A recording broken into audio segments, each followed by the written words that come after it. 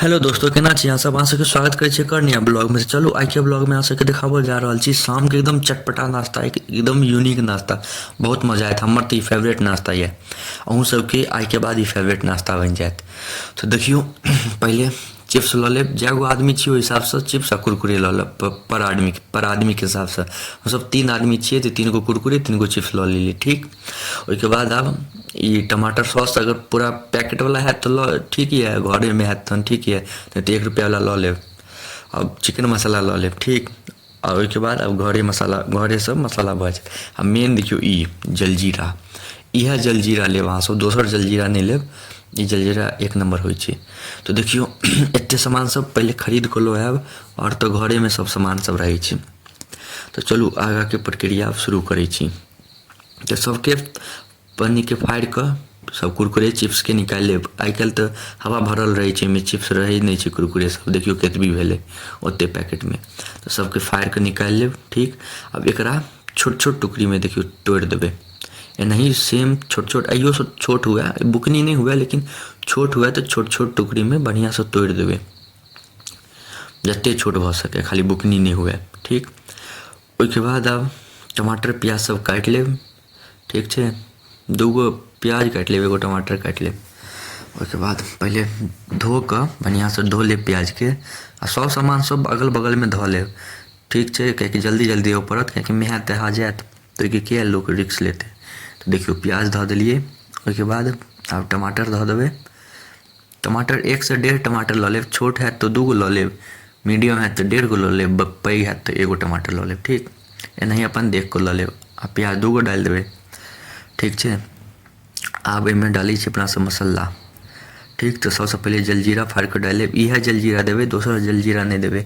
ई हमर की भेलै, जलजीरा कनिक 10 दिनके राखल छलै घरेमे, नवका नहि खरीदलिए तऽ ई देखै छियै कनि कारी कारी जमि गेलै। ठण्डाके मौसम छै तऽ ई जमि गेल। ओना एखन जे नया लेबै दोकानसँ खरीद कऽ, गर्दा जकाँ रहै छै, 1 नम्बर लागत। इहो बढ़िएँ छै, घुलि जाइ छै, मिल जाइ छै सब। तऽ देखियौ 2 गो जलजीरा हम फाड़ि कऽ देलिए एतबेमे, किएकि जलजीरा जमल छलै तऽ नहि बुझाइ छलै। 1 गो काफ़ी छै, ओना जतेक मोन हैत देबऽके दऽ सकै छी।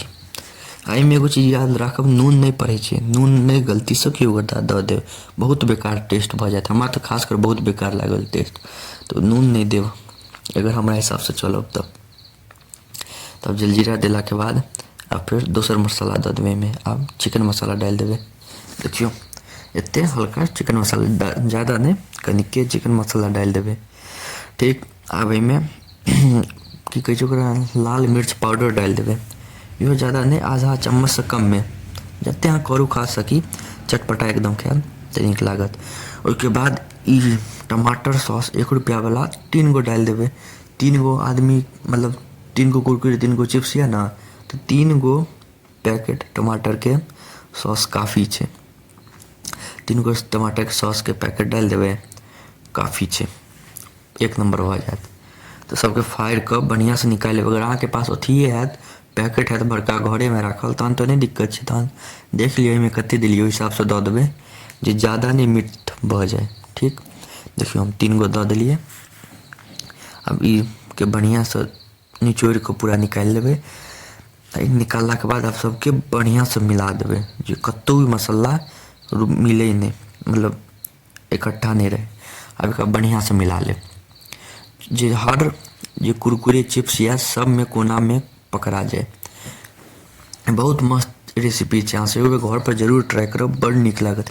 एक बेर जहाँ खा लेबै तऽ बार बार हमर याद नाम करब। और अहाँ सब देखने हेबै यूट्यूबपर, देखने हैब ई वाला वीडियो, नहीं देखने हैब तऽ जरूर एक बेर बना कऽ देखब। एहिसँ पहिले हम ई दोस्त साथे बनेलिए, ओहो बहुत मजेदार ब्लॉग छै। ओ अहाँ सब जे सब नहीं देखने हैब जाकऽ देखब, हम अपन चैनलपर डालि देने छी।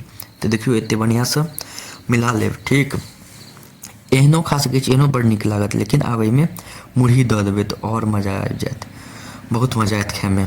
एक बेर हम अपन पप्पाके खुएलिए, ओहिके बाद फैन भऽ गेलखिन। ओहिके बाद आब ओ कोनो नाश्ता नहीं खाइ छथिन साँझके, इएह नाश्ता हुनका नीक चाहबे करी, 1 नम्बर लगै छै खायमे।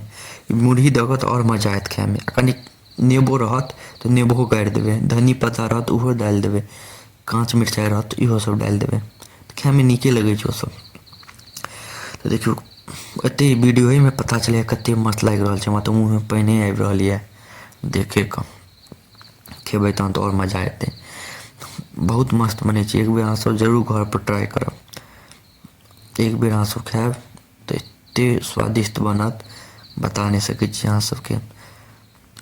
एक बेर जरूर ट्राई करब आ ट्राई कऽ कऽ हमरा बताएब जे केहन लागल। एते देर तक देखऽ के लिए अहाँ सबके धन्यवाद। नीक लागे तो लाइक कमेंट शेयर सब्सक्राइब जरूर करब।